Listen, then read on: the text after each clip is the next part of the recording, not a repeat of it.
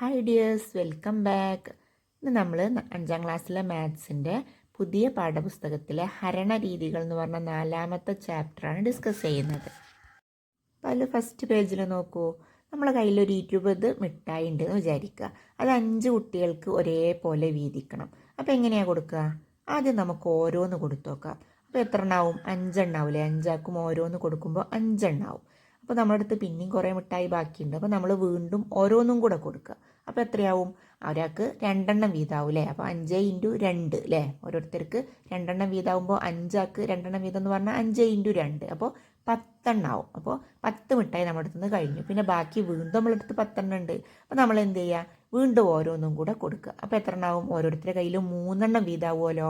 അപ്പോൾ 5 × 3 അല്ലേ കാണേണ്ടത്? ഓരോരുത്തർക്കും 3 വീതമാണ്. 5 കൊടുത്തത്. അപ്പോൾ 5 × 3 കാണേണ്ടത്. അപ്പോൾ എത്രയാണ്? 15 മിഠായി ആവും. ഇനിയിപ്പോൾ നമ്മളിത് തീർന്നോ കയ്യിലുള്ളത്? ഇല്ല, നമ്മളടുത്ത് 20 മിഠായിയാണ് ഉണ്ടായിരുന്നത്. ഇന്ന് 15 കൊടുത്തിട്ടുള്ളൂ. ബാക്കി വീണ്ടും എന്തുണ്ട്? 5 കൂടി ഉണ്ട്. അപ്പം നമ്മൾ വീണ്ടും ഓരോന്നും കൂടെ കൊടുക്കുക.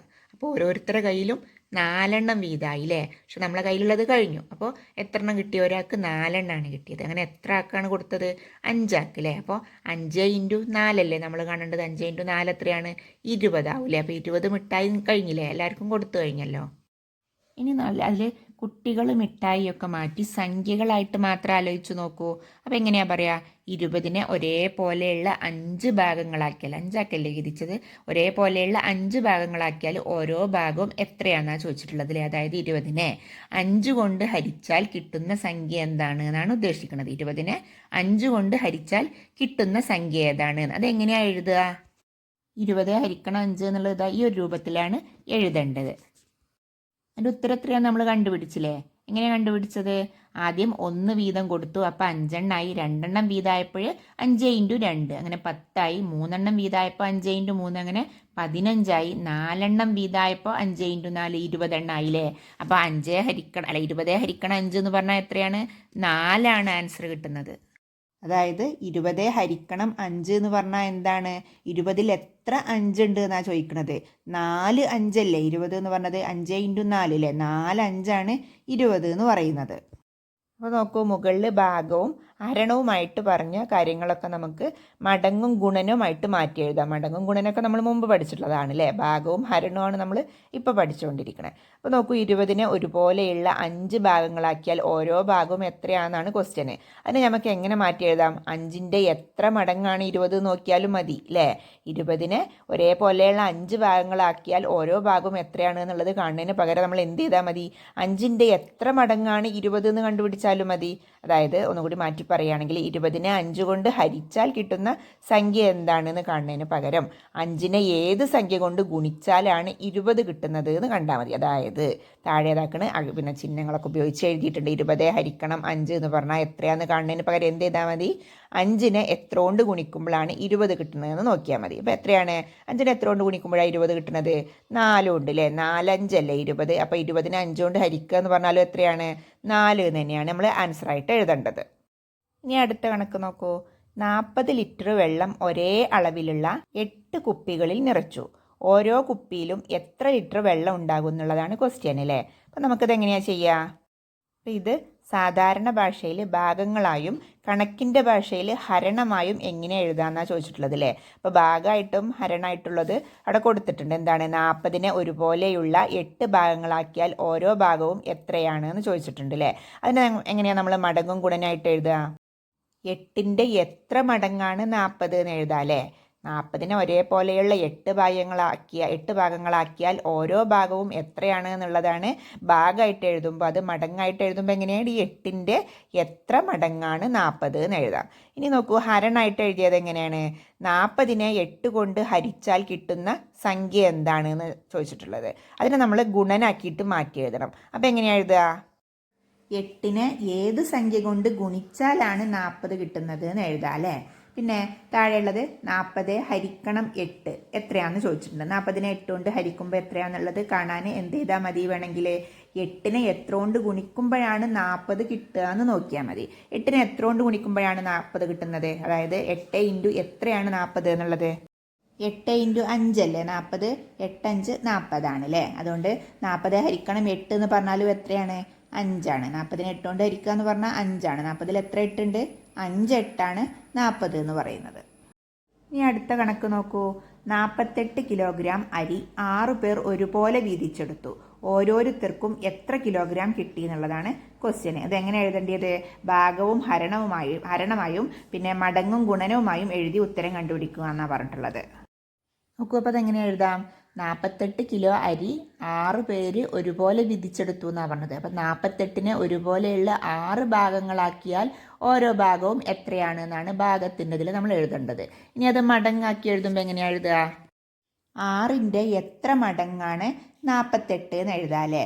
ഇനി നമ്മൾ ഹരണത്തിൻ്റെ രീതിയിൽ എഴുതുമ്പോൾ എങ്ങനെയാണ് എഴുതുക?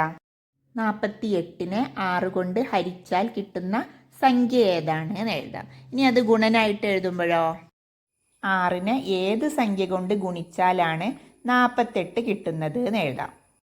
ഇനി അത് ചിഹ്നങ്ങൾ ഉപയോഗിച്ച് എഴുതുകയാണെങ്കിൽ 48 ഹരിക്കണം 6 സമം എത്രയാണെന്ന് കിട്ടാൻ വേണ്ടി നമ്മൾ എന്ത് ചെയ്താൽ മതി? 6നെ എത്ര കൊണ്ട് ഗുണിക്കുമ്പോഴാണ് 48 കിട്ടുക നോക്കിയാൽ മതി അല്ലേ? 6നെ എത്ര കൊണ്ട് ഗുണിക്കുമ്പോഴാണ് 48 കിട്ടുക? 8 കൊണ്ട് ഗുണിക്കുമ്പോഴാണ്. 6 × 8 അല്ലേ 48? 6 8 ആണ് 48. അതുകൊണ്ട് തന്നെ പിന്നെ 8 ആണ് ആൻസർ വരുന്നത്. അതായത് 48നെ 6 കൊണ്ട് ഹരിച്ചാൽ എന്താണ് ആൻസർ കിട്ടുക? 8 ആയിരിക്കും. 48 ഹരിക്കണം 6 എന്ന് പറഞ്ഞാൽ 48ൽ എത്ര 6 ഉണ്ട് എന്നാണ് നോക്കുന്നത്. എത്ര 6 ഉള്ളത്?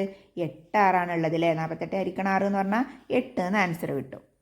ഇനി നോക്കൂ, ചതുരഹരണം എന്ന് പറഞ്ഞ ഭാഗമാണ് അല്ലേ? അതിലെന്താണ് പറഞ്ഞിട്ടുള്ളത്? 75 പൊട്ടുകൾ കൊണ്ട് ഒരു ചതുരമുണ്ടാക്കണം. ഒരു വരിയിൽ 5 എണ്ണം വീതം എത്ര വരികൾ വെക്കാം എന്നാണ് ചോദിച്ചിട്ടുള്ളത്. അപ്പോൾ നോക്കൂ, ഈ ചിത്രത്തിൽ കാണുന്ന പോലെ ഒരു ചതുരം വരയ്ക്കുക. എന്നിട്ട് ആകെ നമ്മളെ കയ്യിലുള്ള പൊട്ടുകളുടെ എണ്ണം എന്ന് പറഞ്ഞാൽ എത്രയാണ്? 75 ആണ് അല്ലേ? 75 എണ്ണത്തിൽ നിന്ന് 5 എണ്ണം വരിയായിട്ട് വെക്കുക. 5 എണ്ണം ഒരു വരിയിൽ 5 എണ്ണം വെച്ചു. ഇനി ബാക്കി എത്ര എണ്ണം നമ്മളെ കയ്യിലുണ്ട്? 70 എണ്ണം കൂടി ഉണ്ട് അല്ലേ? അതിൽ ഒരു വരിയും കൂടി വെച്ചാൽ പിന്നെ എത്ര എണ്ണം ബാക്കി ഉണ്ടാവും? 65 എണ്ണം ബാക്കി ഉണ്ടാവും. അങ്ങനെ 10 വരിയാണ് വെച്ചതെങ്കിലോ ഒരു വരിയിൽ 5 എണ്ണമാണ്. 10 വരി വെച്ച് കഴിയുമ്പോൾ 50 എണ്ണം തീരൂലേ? ബാക്കി എത്ര എണ്ണം ഉണ്ടാവുക? 25 എണ്ണം അല്ലേ? ആകെ 75 ആണ്. ഇന്ന് 50 എണ്ണം വെച്ച് കഴിഞ്ഞാൽ ബാക്കി 25 എണ്ണം നമ്മളെ കയ്യിലുണ്ടാവും. ഇനി എത്ര വരികൾ കൂടി വെക്കാനുണ്ടാവും? 5 എണ്ണം കൂടി വെക്കാനുണ്ടാവും അല്ലേ? അപ്പോൾ 5 എണ്ണം കൂടി വെച്ചു. അതായത് പിന്നെ മൊത്തം 15 വരികളിലായിട്ട് വെച്ചിട്ടുണ്ട്. ഓരോ വരിയിലും 5 എണ്ണം വീതമാണുള്ളത്. അപ്പോൾ ആകെ എത്ര എണ്ണാണുള്ളത്? 75 പൊട്ടുകളാണുള്ളത്. അപ്പോൾ 15 വരികളാണ് നമുക്ക് കിട്ടിയിട്ടുള്ളത്. നമുക്ക് എന്താ മനസ്സിലായത്? 5ൻ്റെ 15 മടങ്ങാണ് 75 എന്ന് പറഞ്ഞു അല്ലേ? 5 എണ്ണം ഇങ്ങനെ വെച്ചപ്പോൾ 15 എണ്ണല്ലേ വെക്കാൻ പറ്റിയത്. അപ്പോൾ 5ൻ്റെ 15 മടങ്ങാണ് 75 എന്ന് പറയുന്നത്. അതായത് 5 × 15 ആണ് 75. അതിനെ ഭാഗങ്ങളാക്കിയിട്ട് പറയുകയാണെങ്കിൽ എങ്ങനെയാ പറയുക? 75നെ 5 വീതമുള്ള ഭാഗങ്ങളാക്കിയാൽ 15 ഭാഗം ഉണ്ടാവും അല്ലേ? 75നെ 5 എണ്ണം വീതം ഇങ്ങനെ മാറ്റി മാറ്റി വെച്ച് കഴിഞ്ഞാൽ ആകെ എത്ര ഭാഗം ഉണ്ടാവും? 15 ഭാഗം ഉണ്ടാവും എന്ന് മനസ്സിലാക്കാൻ പറ്റിയിട്ടുണ്ട്. അപ്പം എങ്ങനെയാണ് ഭാഗങ്ങളാക്കിയിട്ട് പറഞ്ഞത്?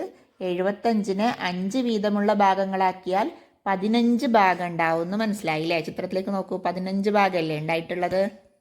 ഇതിനെ വേണമെങ്കിൽ നമുക്ക് ഇങ്ങനെ തിരിച്ചും പറയാം. അതായത് 75നെ ഒരുപോലെയുള്ള 5 ഭാഗങ്ങളാക്കിയാൽ ഓരോ ഭാഗത്തിലും 15 വീതമാണ് ഉള്ളത് എന്ന് പറയാൻ പറ്റൂലേ? അപ്പം നമുക്കിത് ഹരണമായിട്ട് എങ്ങനെ പറയാം? 75 ഹരിക്കണം 5 സമം 15 എന്ന് എഴുതാൻ പറ്റും. ഇനി നോക്കൂ, ഇത് കണക്കാക്കിയ രീതി പൊട്ടുകളൊന്നും വരയ്ക്കാതെ തന്നെ ആ കള്ളിയിൽ സംഖ്യകൾ മാത്രം എഴുതിയാണ്ട് നോക്കിയതാണിത്. അതായത് ആ ഒരു കള്ളിയിൽ 75 ആണല്ലേ? 75 പൊട്ടുകളല്ലേ നമ്മളോട് പറഞ്ഞിട്ടുള്ളത്. അതിനെ എത്ര ഭാഗമാക്കിയത്? 5 വീതമുള്ള ഭാഗമാക്കില്ലേ? 5 ഭാഗമാക്കി കഴിഞ്ഞാൽ ഓരോ ഭാഗത്തിലും എത്ര വീതം ഉണ്ടെന്ന് അറിയേണ്ടത്. അപ്പം നമ്മൾ എന്താ ചെയ്യേണ്ടത്?